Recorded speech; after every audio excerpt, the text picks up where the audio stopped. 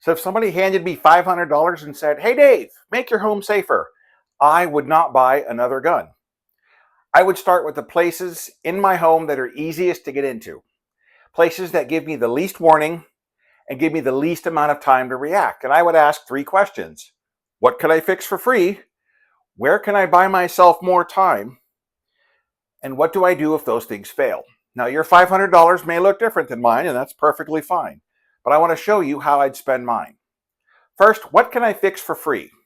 Before I spend a dollar, I want to know whether everybody in my house knows what to do. Think about two different families. One has several guns, optics, and enough ammo to sink the Titanic. The other family has a reliable handgun, but everyone knows where to go, who calls 911, and what the family code word is. Which family has the better starting point? Now, before spending any of the $500, I would check the basics. Are the doors and windows locked? Do the outside lights work? Does everyone know where to go?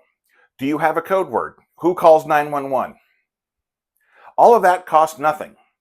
If your family has to invent the plan after hearing glass break or somebody kicking in the door, that is the first problem I would fix. Then I would start spending money. Now, most of my $500 would go toward buying time, not more firepower. Time. If somebody tries to force their way into my house at 2 in the morning, I want more warning and more time to react.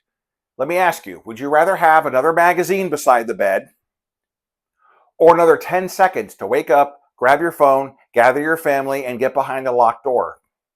I personally would take the 10 seconds, and that could look like a number of things. Door reinforcement, better strike plate hardware, motion lighting, entry sensors, an alarm, cameras, window security. Even trimming the bushes or trees around your house would be effective. But I wouldn't go on a shopping spree and buy all of that. I'd walk around my house and ask three questions.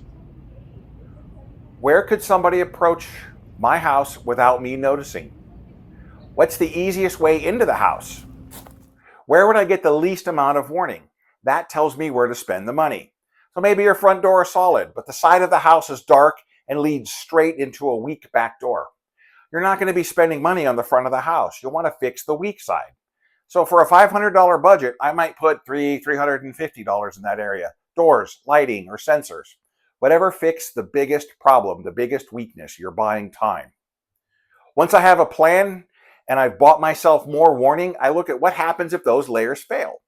Then yes, I probably need maybe a dependable flashlight, possibly a better storage for my gun or equipment, ammunition for practice or training, replacing something that doesn't work or doesn't work well.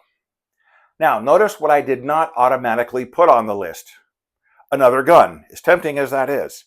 Now, if the gun you own works, you can use it safely, and it fits your plan, why replace it? Replacing a gun that works may do less for you than fixing that weak door or window. Now, firearms are an important part of the plan. But if I need it, several other layers have already failed. And I want those earlier layers doing as much of the work as possible. So what does my $500 look like? Here's an example. $0. Well, actually a family plan. Code word. Checking the locks. Making sure the lights work. For roughly about $300, you're going to fix the weakest entry point. That might be a door, lighting, sensors, or some combination of those. Now, for about $100, you can get a good flashlight or another response tool that you're missing, earmuff, something like that. You can also get training, ammunition, secure storage, or the next weakness you found. Your house may change all of them.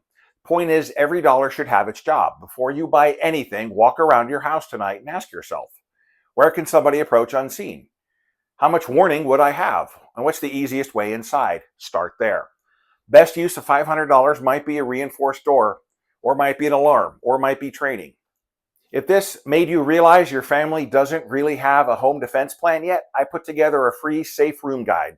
Walks you through building a simple plan before you're trying to figure it out at 2 in the morning when someone's kicking in your door. Link is in the description. Thanks for watching, and I'll see you in the next one.